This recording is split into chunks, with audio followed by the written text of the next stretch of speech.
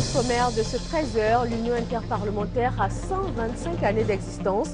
Pour la Côte d'Ivoire, cette date anniversaire est l'occasion de faire un bilan des activités de la section ivoirienne, notamment au titre de la législature en cours en ce moment.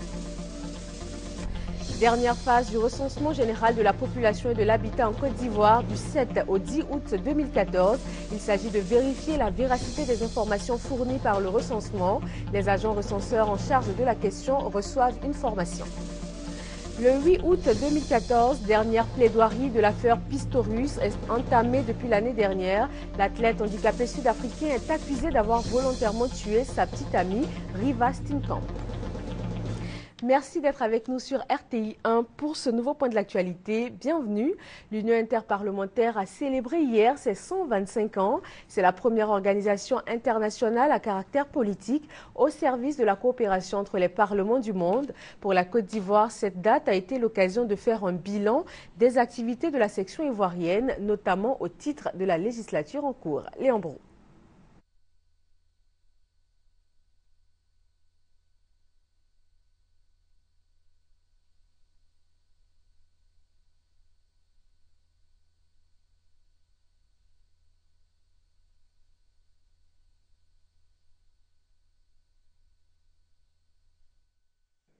Renouvellement de l'engagement du Parlement ivoirien quant à la promotion de la paix.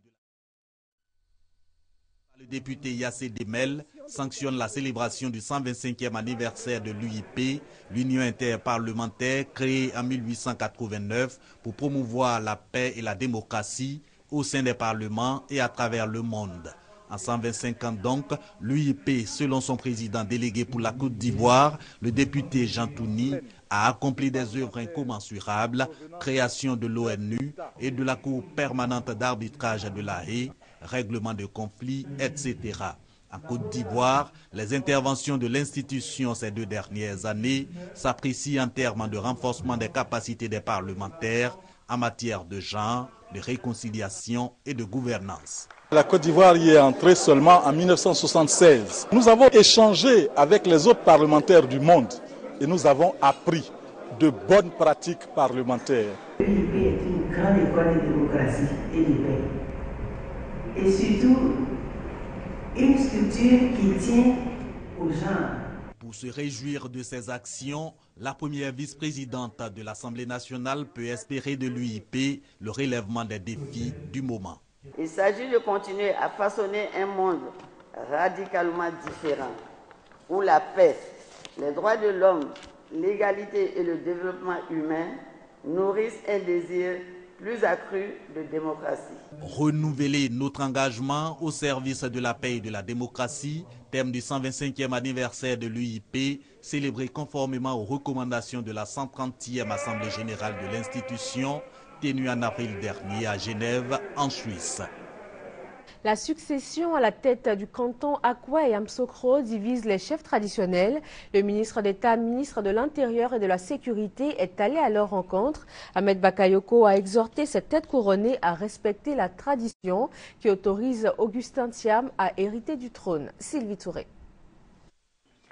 On devient chef du canton Akwa parce qu'on est le fils ou le descendant mâle d'une des sœurs du défunt chef. Ce dernier est choisi dans la famille Boigny, une règle de succession matrilinéaire en vigueur depuis le temps colonial qui aujourd'hui divise le canton Akwa. Les chefs traditionnels du canton, garants de la tradition, sont inquiets devant ce qu'ils qualifient de tentative de coup d'État traditionnel, une préoccupation qu'ils ont tenu à exprimer au ministre d'État, ministre de l'Intérieur et de la Sécurité. Après le décès de Yablé Kouadia, on a décidé que ce soit Augustin Thiam qui soit celui qui l'assure, et donc de manière tacite le chef de canton après les obsèques. S'il a fait la cuin, c'est lui qui est appelé à être le chef de canton. Et il faudrait aussi que je le souligne. La cuin, quand on prend ton nom pour le faire, si ce n'est pas le sang, tu meurs, on t'enterre même avant que celui qui est mort pour lequel on fait la cuin. Pour le ministre Ahmed Bakayoko, la règle est claire et connue de tous. Pas question donc de tordre le cou à la tradition. Parlez à vos collègues qui s'amusent à ces jeux-là. Parce qu'ils s'amusent à ces jeux, ça ne va pas prospérer. Dans le point de vue du président, dans le point de vue du ministre de l'Intérieur, et c'est clair et c'est net. Même s'il y a des problèmes ailleurs, mais ce n'est pas ces problèmes-là qui vont jouer sur quelque chose dont vous avez dit qu'il est de fait de naissance. Et puis vous avez parlé de la Chouin. Nous-mêmes qui ne sommes pas à Caen, on connaît la Chouin. C'est comme un passage, mais sacré. S'il n'y a pas de lien sacré là, tu ne passes pas. Non. Tu n'en sors pas vivant. Donc, même ceux qui n'ont pas fait ça, c'est eux qui veulent devenir chefs en sautant les préceptes qui sont, depuis des millénaires, la force de votre peuple. En termes plus clairs, le docteur Augustin Thiam, gouverneur du district de Yamoussoukro, doit donc hériter du trône des Akwé, car désigné par la chefferie, conformément au mode de succession en vigueur dans le canton. Le ministre Ahmed Bakayoko exhorte les chefs traditionnels à l'union autour de leur chef. Les pluies diluviennes de ces dernières semaines ont occasionné d'énormes dégâts à Abidjan et dans plusieurs villes de la Côte d'Ivoire. Le ministère de la Solidarité, de la Famille, de la Femme et de l'Enfant apporte réconfort et soutien aux sinistrés de la Riviera. Michel Digré. Riviera 3, 9 kilos. Des matelas étalés sur les glissières de sécurité. Les propriétaires sont les habitants de Kwamekro, le quartier précaire d'en face. Bon, on a été inondé avant-hier. Nuit, l'eau a été montée jusqu'à 1,80 m, rentrée dans les chambres, cassé des maisons même. Donc c'est là les matelas se trouvent là. Comme dedans est déjà sale, on ne sait pas où mettre. Donc là au moins c'est un peu propice. Donc on préfère le mettre là. Là au moins peut-être le vent va taper ou le soleil. Dans le quartier, les dégâts des pluies qui s'abattent sur la ville sont perceptibles. L'eau a laissé des traces, tant dans les esprits que sur les logis. C'est ici que la limite de l'eau est arrivée. On n'est pas à prendre surtout en Afrique par l'eau de. La raison de ces inondations à Kwamekro, ce caniveau qui n'arrive pas à contenir les eaux qui ruissellent. Nous avions vécu ici il y a plus de 40 ans, nous n'avons jamais eu d'inondation. L'eau quitte ailleurs pouvait nous inonder ici. L'eau vient en amont de l'autre côté des quartiers périphériques qui nous entourent. Puisque ces quartiers même, les gens construisent, ils n'ont même pas de canalisation, ils n'ont pas de caniveau, ils n'ont rien du tout. Donc l'eau quitte, l'eau vient nous inonder. Des vivres pour apporter un réconfort à ces familles sinistrées. Le don est du ministère de la Solidarité et de la Famille. Il faut avoir un comportement citoyen, éco-citoyen, pour faire en sorte que nos caniveaux servent à faire écouler les eaux de ruissellement et non les déchets. Étant donné que nous sommes devant les dégâts, Madame le ministre nous a instruit de venir apporter ces dons à ces familles sinistrées. Les habitants de Kwamekro, pour l'heure, n'ont qu'une seule prière, le retour du soleil pour sécher leurs lames, matelas et autres vêtements. D'ici là, leurs animaux de compagnie, aussi affectés par la pluie, se réchauffent comme ils le peuvent, en attendant des jours plus ensoleillés. Les zones industrielles n'ont pas échappé à la pluie. Le ministère de l'Industrie et des Mines et le ministère de la Construction, du Logement, de l'Assainissement et de l'Urbanisme ont effectué une visite de la zone industrielle de Yopougon pour constater sur place les dégâts. Dernière phase du recensement général de la population et de l'habitat en Côte d'Ivoire du 7 au 10 août 2014. Il s'agit de vérifier la véracité des informations fournies par le recensement et les agents recenseurs en charge de la question reçoivent en ce moment une formation. Serge Gongoma, Franck Quadio. Entamée en avril 2014, la 4e phase du recensement général de la population et de l'habitat s'est achevée en juin dernier. Des ménages ont-ils été oubliés? Les informations recueillies auprès des populations sont-elles fiables? Pour répondre à ces questions, le ministère du Plan et du Développement organise le retour sur le terrain de ses meilleurs agents recenseurs. Mais avant, une formation en vue de mieux les outiller. Une mission donc dans les 31 régions et les districts autonomes d'Abidjan de Yamoussoukro qui permettra de vérifier ce qui a été réellement fait. L'enquête post-censitaire est la 5e phase d'un recensement général de la population et de l'habitat. Quand on repasse, des gens peuvent faire des déclarations contradictoires, qui soient opposées même à leur première déclaration. Alors ce qu'on fait pendant cette opération, donc on recueille l'information, on fait recueillir l'information par les meilleurs agents, on a les meilleures conditions pour que, par un système de matching, on voit la vérité. Au cours de cette 2e phase, les personnes qui n'ont pas été recensées dans les aides tirées vont être recensées. Un retour certes, mais aussi déjà s'interroger sur les acquis et les obstacles rencontrés au cours du 4e RGPH. Tous les agents ont été payés.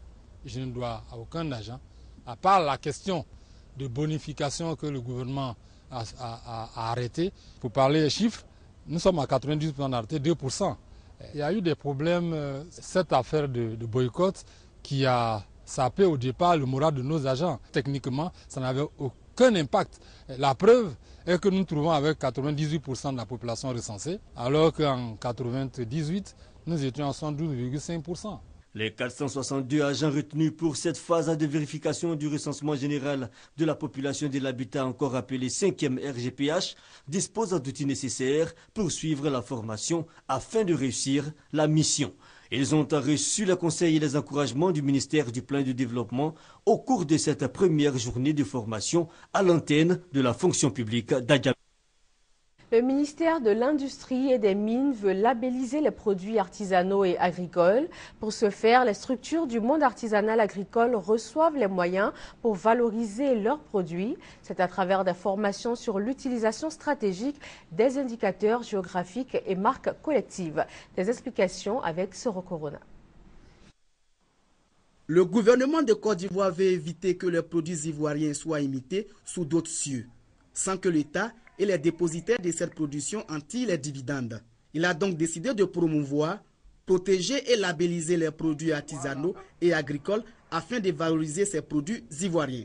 Pour relever ces défis, le ministère de l'Industrie et des Mines a initié un séminaire de formation au profit des autorités préfectorales, municipales et des acteurs du monde artisanal et agricole. Cette formation pratique prend en compte des produits sélectionnés de plusieurs régions du pays. Le pain barolé de Tibissou et d'Ati-Guakro, la teke de Jacquesville, la poterie de Katioula, les manquettes et les toiles de Kourougo et le cacao de Soubré. Pour le ministre Jean-Claude Brou, cette série de formations à travers le pays va permettre à la Côte d'Ivoire de valoriser son domaine artisanal et agricole. Une indication géographique est un signe utilisé pour distinguer des produits qui ont une qualité liée à l'origine géographique, c'est-à-dire des produits qui possèdent des qualités, une notoriété ou des caractéristiques essentiellement dues à ce lieu d'origine. Les identifications géographiques mettent en valeur aussi bien les produits agricoles que les produits artisanaux et industriels qui ont des qualités particulières dues à des facteurs humains associés au lieu d'origine des produits, telles que certaines techniques de fabrication et, bien entendu, la tradition. Les indications géographiques et les marques collectives représentent un maillon essentiel de la traçabilité et de la qualité, indispensable à la commercialisation des produits à l'échelle mondiale. Plus de 100 participants venus de tout le pays ont cerné au mieux les notions d'indication géographique et de marques collectives. Ils sont 300 à recevoir la blouse blanche, symbole de leur appartenance au corps médical. Les nouveaux étudiants de l'Institut national de formation des agents de santé, futurs infirmiers, sages-femmes et techniciens de laboratoire ont été invités à tirer le meilleur de leur formation. Soro Corona. Perpétuer une tradition, celle qui consiste à présenter officiellement la blouse blanche, symbole de sainteté et de pureté, aux étudiants de la première année de l'Institut national de formation des agents de santé, INFAS. Le port de la blouse confirme leur appartenance à une corporation, celle des agents de santé. Plus de 300 étudiants de la première année de l'INFAS Boaké viennent de sacrifier à cette tradition. Les études à l'INFAS prennent toute la personne qui doit être modélée en conséquence. Elles sont en recherche de la vérité et pour la trouver, il faut se soumettre aux conditions exigées, avoir un esprit de recherche, des méthodes, des stratégies et des techniques adéquates. Il faut se donner pleinement pour que la vérité se donne à son tour. Le chef d'antenne de l'INFAS Boaké a rappelé les difficultés auxquelles est confronté son établissement, les bâtiments hors d'usage et l'instrument pédagogique Vétus. Au cours de cette cérémonie de port de blouse, les différents intervenants ont exhorté les étudiants à se donner corps et âme à leur formation. 2 ans durant, ces nouveaux agents de santé vont se familiariser au métier de sage-femme, de technicien de laboratoire et d'infirmier. L'Institut national de formation des agents de santé de Boaké compte plus de 600 apprenants. La fièvre Ebola s'invite à la 45e session ordinaire de la CEDEAO prévue jeudi et vendredi prochain à Accra. L'épidémie qui frappe actuellement la Sierra Leone, le Libéria et la Guinée est l'une des questions principales à l'ordre du jour. Dans la région du Beké, les vendeurs de bétail formés pour une meilleure gestion de leur domaine d'activité. Ils apprennent notamment la comptabilité simplifiée et la gestion coopérative afin de mieux gérer et rentabiliser davantage leurs activités. Soro Corona. En Côte d'Ivoire, l'exercice de l'activité commerciale s'est fait au préalable sans aucune formation. Le déficit de formation ne permet pas l'évolution du secteur. Des commerces sont fermés après quelques mois d'activité. Confusion entre le capital et le bénéfice. Les vendeurs de bétail de la région du Beké n'échappent pas à cette triste réalité. Pour pallier cette insuffisance et corriger le tir, une formation a été initiée au profit des commerçants. 2 jours durant, ces marchands de bétail ont été formés sur la manipulation des chiffres et des lettres. On nous a appris à calculer comment il faut vendre, comment il faut calculer les marges bénéficiaires, comment il faut faire la comptabilité. On nous a appris aussi, dans notre travail même, il faut avoir beaucoup de cahiers. Il faut avoir cahier de caisse, cahier de vente et cahier de clients. Vraiment, la formation qu'on a réussi, c'est une bonne formation. Ça va 40 ans, on est là, on n'était pas informés. Nous, on travaille, mais on ne calcule pas. On donne le crédit, on ne calcule pas. On note pas, on n'a pas de cahier de crédit, on n'a pas de cahier de fournisseurs, on n'a pas de cahier de choses, ni rien. Ce qu'on fait, on fait. On ne calcule pas. Bon, on ne sait pas comment on gagne. La comptabilité simplifiée, la gestion des cahiers des comptes et des dépenses et l'ouverture de comptes bancaires étaient au menu de cette formation. 50 vendeurs de bétail issus des sous-préfectures de la région du Beké ont participé à cette session de formation. L'association des vendeurs de bétail de la région du Beké est née en 2011 et compte plus de 300 membres. POMI, ce sont les producteurs agricoles qui sont sensibilisés sur l'épargne bancaire. Regroupés au sein du bureau de vente, les producteurs et les agriculteurs ont appris la culture de l'épargne. Reportage. Selon les données de la Banque centrale des États de l'Afrique de l'Ouest, en Côte d'Ivoire en 2013, l'agriculture a contribué à plus de 32% du produit intérieur brut. Et plus de la moitié de la population active vit directement ou indirectement du secteur agricole. En dépit de ces chiffres encourageants, les producteurs, premiers acteurs de l'élan économique, ne tirent suffisamment profit de leur travail. Victimes des acheteurs véreux, routes impraticables pour l'évacuation des productions et le non-accès au crédit bancaire. Face à toutes ces difficultés, les paysans s'organisent. Ils ont décidé de se tourner vers l'épargne pour mobiliser leurs propres fonds afin de financer leurs activités. Les producteurs de 8 villages de Kondrobo, sous-préfecture du département de Bemi, sont soutenus par le bureau de vente des producteurs BVP. Des tournées d'information et de sensibilisation sont initiées dans les villages pour mieux faire comprendre aux paysans l'importance de l'épargne. Pour épargner, ça va nous servir même à avoir des crédits, à grandir nos champs et à mieux commercialiser. Les responsables des coopératives agricoles des villages de Kondrobo ont salué le début des travaux de construction du pont sur le Bandama, tout en relevant le retard de la traversée du bac. Le bac est de retour, mais ce n'est pas aussi ça. Tu peux arriver même à 6 heures, il faut attendre au moins 10 heures pour que le bac te traverse. S'il n'y a pas de voiture, on ne traverse pas. Le bureau des ventes des producteurs compte multiplier les actions sur le terrain dans les régions du centre, de l'ouest et du nord du pays. Plus de 120 coopératives et groupements agricoles sont concernés par cette politique d'épargne dans la région de Beké. 20e journée internationale des coopératives, l'Association nationale des coopératives agricoles de Côte d'Ivoire profite de l'occasion pour rechercher des financements et également inviter les agriculteurs à l'excellence. Patricia Omouetia. L'Association nationale des coopératives agricoles de Côte d'Ivoire, ANACASI, regroupe la totalité des filières agricoles ivoiriennes. Les buts et objectifs poursuivis par l'ANACASI se déclinent sous les aspects solidarité professionnelle, esprit d'entreprise et responsabilité. Cependant, l'absence de financement du secteur par les établissements bancaires reste la principale difficulté des agriculteurs. Autre difficulté, le conflit entre paysans et éleveurs.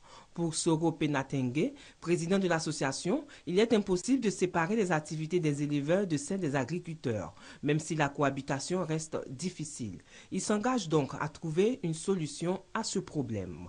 Des festivités marquant la fête de l'agriculture se tiendront du 28 au 29 août prochain à Abidjan. Les populations sensibilisées sur l'importance du parc national de Taï, elles sont invitées à préserver ce site naturel et sa biodiversité. À terme, il s'agit d'ouvrir l'écomusée de Taï au public. C'est un reportage signé Honorine Anigori. Ces festivités qui ont mobilisé près de 300 personnes ont débuté par des activités d'information, d'éducation et de communication, activités au cours desquelles il y a eu une émission publique de jeux radiophoniques retransmise par la radio locale de Zagné et mettant en scène les élèves de la localité de Taï. L'écomusée de Taï, un édifice du patrimoine de l'Office ivoirien des parcs et réserves, dont la gestion est confiée à la Fondation pour les chimpanzés sauvages, a été inaugurée par le préfet du département de Taï. Le commandant Kassoum Ouattara, directeur de l'administration et des ressources humaines, représentant le directeur général de l'OIPR, a exhorté la Fondation des chimpanzés sauvages à une gestion rigoureuse. Virginie Vergnès, directrice par intérim de l'écomusée de Taï, s'est engagée, quant à elle, à contribuer au mieux à la conservation et à la promotion du parc national de Taï à travers cet écomusée qui est certes un outil d'immortalisation des richesses naturelles du parc, mais qui pourrait servir également à valoriser les richesses culturelles du département et de l'artisanat local. C'est le préfet du département de Taï, Bio Kwasi Aka, qui a procédé à la coupure du ruban et à la remise des clés, marquant ainsi l'ouverture officielle de l'écomusée de Taï au public. Les précollecteurs d'ordures ménagères de la ville de Yamoussoukro reçoivent du matériel de salubrité. Il s'agit pour la direction régionale de l'environnement, de la salubrité urbaine et du développement durable de faire de la capitale politique ivoirienne une ville verte. Charles Tatou. L'appel du gouvernement à la population ivoirienne quant à la réduction de son empreinte écologique est attendu dans la région des lacs. Les populations du district de Yamoussoukro adhèrent à les initiatives prises en faveur de l'embellissement de la ville par les responsables de la direction régionale de l'environnement, de la salubrité urbaine et du développement durable. Entre autres actions, la création d'espaces verts, dont deux premiers, un à l'ex-rue des Maquis et l'autre au 100 logements garçons, l'implantation de poubelles urbaines, la création de foyers améliorés pour des ménages et des fabricantes d'attiqués. ONG et quelques représentations des institutions nationales sont engagées pour que le défi que veut relever la direction régionale. Nous avons, au cours de notre action, reçu plusieurs plaintes de populations qui se plaignent de nuisances sonores. Et nous avons reçu ici, dans nos locaux, plusieurs gérants de maquis qui viennent qui disent « Madame, nous ne savions pas ». Souvent, je prends un exemple, je dis « Oui, vous avez fini d'animer dans votre maquis. Vous êtes fatigué, vous voulez vous reposer, vous allez chez vous à la maison. Si quelqu'un vous met la musique, est-ce que vous serez content ?» Et les personnes commencent à réduire. Pour sa célébration de la Journée mondiale de l'environnement, la direction régionale des lacs a choisi le thème « Yamoussoukro, ville verte, j'y crois ». Occasion pour les directeurs généraux de l'environnement et du développement durable et les autorités locales de revenir sur les facteurs du changement climatique et les conditions d'une bonne santé. Remise de diplômes et de matériel d'entretien aux précollecteurs, puis plantines d'arbres ont ponctué la célébration. La Côte d'Ivoire à l'école du Maroc dans le domaine touristique. Une mission ivoirienne présente au Maroc dans ce cadre a visité plusieurs sites touristiques et historiques à Rabat et aussi à Casablanca. Des images de ce séjour marocain avec Patricia Omoetia. Le ministre ivoirien du Tourisme, Roger Kakou, visite quelques sites touristiques et lieux incontournables au Maroc. Première étape, Rabat, le site archéologique de Chela. Ce site est désormais classé et protégé par les autorités marocaines qui ont saisi tout l'intérêt historique et touristique de cet endroit. Cet édifice, détruit par le tremblement de terre de 1755, est dépouillé de ses matériaux les plus nobles par les pillards. Il est ainsi resté à l'état de ruine. Casablanca, Mosquée Hassan II, la troisième plus grande au monde après la Mecque et la Médina. Monument impressionnant érigé au pied de la mer sur 9 hectares. Elle date des années 1990. Comme la basilique Notre-Dame de Yamoussoukro, construite par Félix Houphouët-Boigny, le roi Hassan II décida de la construction de cet édifice religieux. Une vision commune appréciée par le ministre. Le tourisme représente aujourd'hui au Maroc près de 12% de son PIB, plus de 10 millions de visiteurs étrangers à l'année. Donc on a un long chemin à parcourir pour arriver à ce niveau, mais nous sommes confiants qu'avec les potentialités touristiques de notre beau pays, la Côte d'Ivoire, nous rattraperons vite nos destinations concurrentes. La mosquée Hassan II du Maroc est une merveille de l'architecture arabo-musulmane. Revenons à Abidjan pour le concert de fin d'année du Conservatoire national de musique, occasion pour les élèves musiciens de faire montre de leur art musical et de leur maîtrise des instruments de musique devant un public de connaisseurs et d'amateurs. Serge Coléa.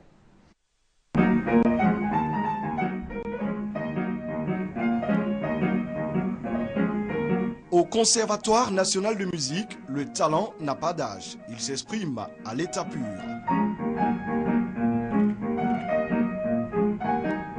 Ces jeunes virtuoses ont appris leurs leçons. Ils savent désormais le langage des instruments, l'harmonie des notes et la conjugaison des sons. Et cette parfaite maîtrise de leur art par les élèves musiciens constitue tout le charme du concert annuel du Conservatoire national de musique.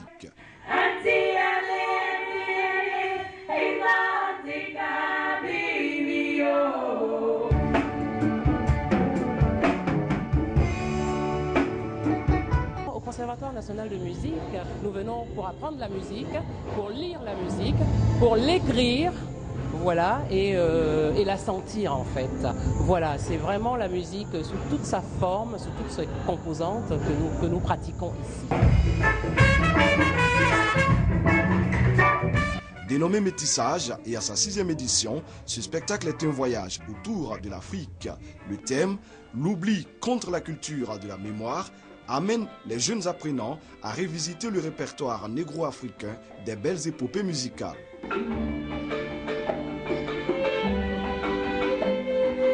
Piano et violon se complètent harmonieusement avec balafon, koura et djembé pour donner un métissage réussi.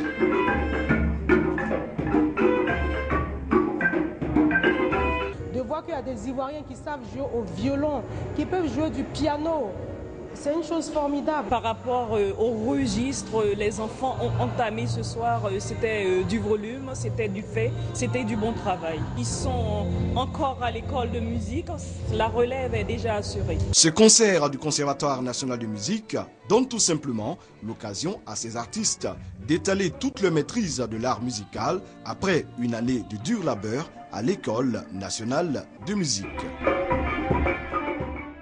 Le procès de l'athlète sud-africain Oscar Pistorius touche à sa fin. Les plaidoiries finales sont annoncées pour les 7 et 8 août prochains. L'athlète handicapé est accusé d'avoir volontairement tué sa petite amie Riva Steenkamp il y a 1 an. Tout l'enjeu de ce procès est de déterminer si oui ou non il y a eu préméditation. Le révérend Ediemou Blanc-Jacob, investi pasteur national de l'Église du christianisme céleste de Côte d'Ivoire. Cette investiture fait suite à une décision de justice après plusieurs années de conflit au sein de l'Église du christianisme céleste. Le directeur général des cultes a apporté son soutien au nouveau pasteur national. Serge Coléa. La paroisse mère de l'Église du christianisme céleste de Côte d'Ivoire a revêtu ses plus beaux habits ce samedi 5 juillet. Et pour cause, le révérend pasteur Ediemou Jacob doit être investi pasteur national à la suite d'une décision de justice de la Cour suprême faisant de lui la première autorité de l'Église du christianisme céleste en Côte d'Ivoire. En présence des représentants des autres confessions religieuses, Ediemou Jacob a reçu les attributs de ses nouvelles fonctions. Il s'agit de la soutane de leader, la veste d'évangélisation, la toge, une chaîne et une bague, la Bible et surtout la canne. Le pasteur national a ensuite reçu les bénédictions des fidèles à travers une procession de l'entrée de la paroisse à l'autel. Ensuite, il a adressé ses premières paroles.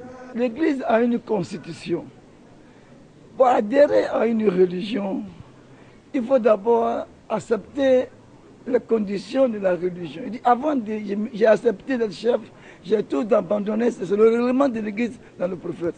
Alors, nous demandons aux jeunes de prendre la puissance de Dieu dans la soumission que Jésus, même très fort, a accepté de venir nous sauver dans l'humanité. Les prophètes ont été très forts en acceptant l'amour. Donc, nous demandons à tous les chrétiens célestes de respecter ce que Oshofa a dit et on va se mettre ensemble. Le directeur général des cultes, Bamba Messamba, a pour sa part appelé à l'union des fidèles de l'église du christianisme céleste de Côte d'Ivoire. La mission première, en tant que responsable à un certain niveau de la tutelle, voudrait assigner au pasteur national, c'est de tout faire pour faire l'union au sein de l'église du christianisme céleste. Plusieurs messages de soutien et des appels à l'unité au sein de la grande famille des religieux ont été lancés.